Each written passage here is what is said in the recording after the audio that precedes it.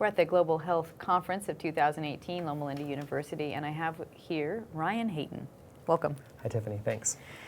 Ryan, tell me a bit about yourself. We've worked together, actually, both of us missionaries.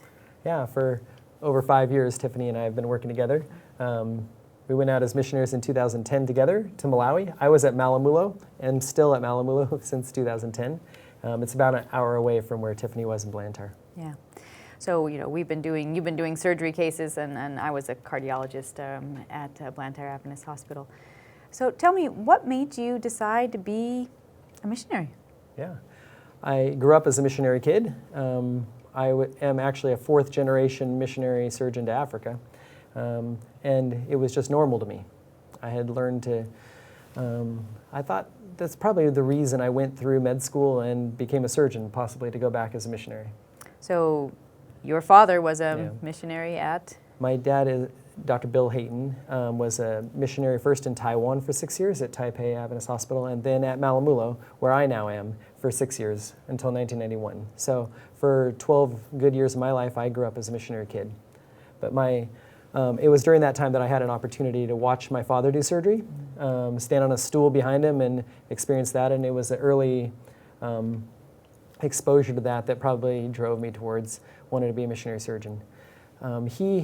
My great-grandfather was a missionary in 1897 to Cape Town, helped to start the school there. It used to be called Claremont, but now is Helderberg.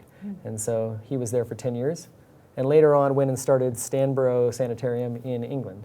And so he was an ENT surgeon and came to Loma Linda in 1923. So the Hayton family kind of moved to Loma Linda in 1923, and since then I ended up being the fourth-generation Loma Linda surgeon. All right. And so you and your family, you finished your training, you went through, and the General Conference signed you up for a location in Malamulo. Yeah, when I was in my fourth year of general surgery residency, I sat down with Dr. Hart. He said, well, Ryan, where do you want to go? And so we had a discussion, and we ended up coming to the conclusion that we'd go to Malamulo, mostly because of its real potential for doing education. So education is a big plus for you. Yeah. I felt that it was important to be able to, more than just do surgery, to be able to train. So we've started several programs, with PACS program there, training African surgeons, as well as Loma Linda sending out surgery residents and global surgery fellows to Malamulo. We've been able to really change the sustainability of surgery in Africa. That's right, and that sustainability is so key. So, you got to your 5 years and you were sort of in the throes of at least 3 different projects that were improving healthcare in Africa, improving the quality of surgeons and training. And so you've extended past your 5-year call. Yeah, at the end of our 5 years, I really felt like I wasn't really in my groove until about 3 years in. And life changed quite a bit at that time, and we felt at 5 years we were just really getting going. And we had started a couple programs by then, and the sustainability of those programs just was not going to happen unless we stayed there longer. And so we've enjoyed our life. We love living in Malawi, my wife and 3 kids, and so we've stayed there for 8 years now. So we can hope that Hudson or Benson or Jet might someday go back to Malamulo as a 5th-generation Hayton surgeon. Yeah, it's possible. I'm not sure if they're interested in surgery. We'll see about that. Well, maybe they'll be an administrator. Oh, it's possible. Maybe a cardiologist. Absolutely. There are certainly more of those needed around. So tell me, out of all the stories you have from your time there, out of all the changes that have happened in the surgery program, sort of maybe what did it look like when you got there, and at the peak of it now, what does it look like?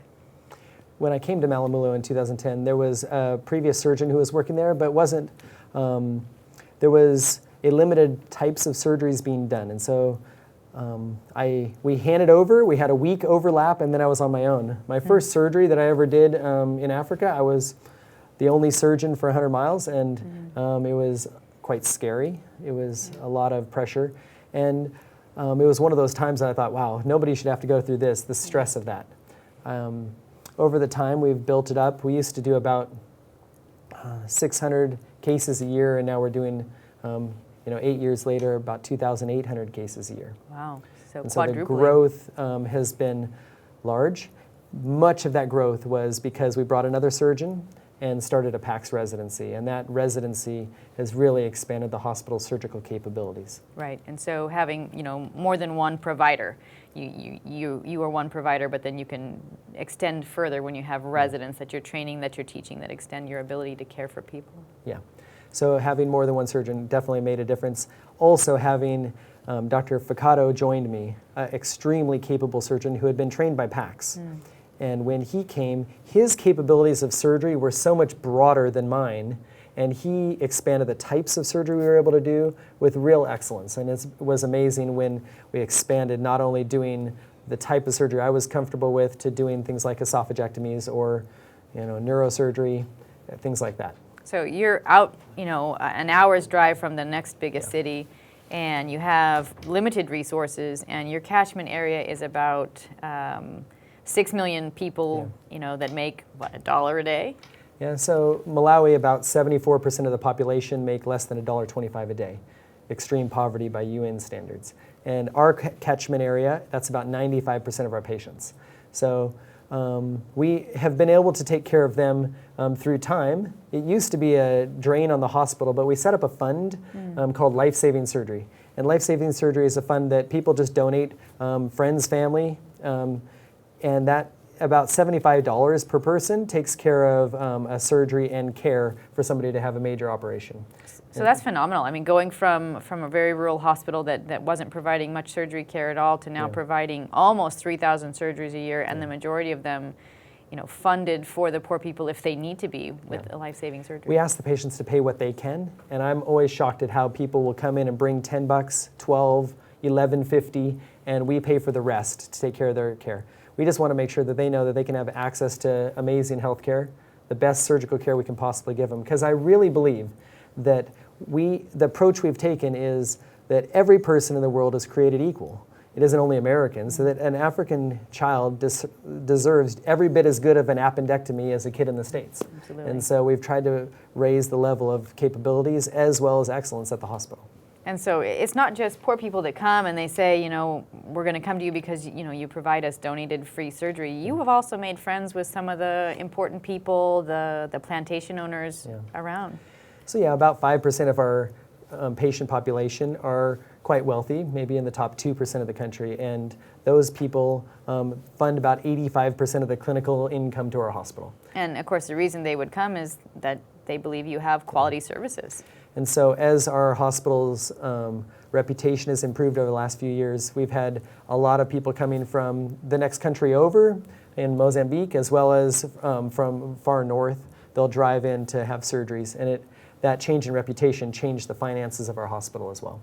Not only in the surgical department, but also in things like lab, radiology, clinical room and board, things like that have all improved. So, mission work is tough. You've got sort of the upper 2% that come and expect the quality you would see there. You've got the lower percent that you want to provide the highest quality care to, but they wouldn't know if you did or you didn't.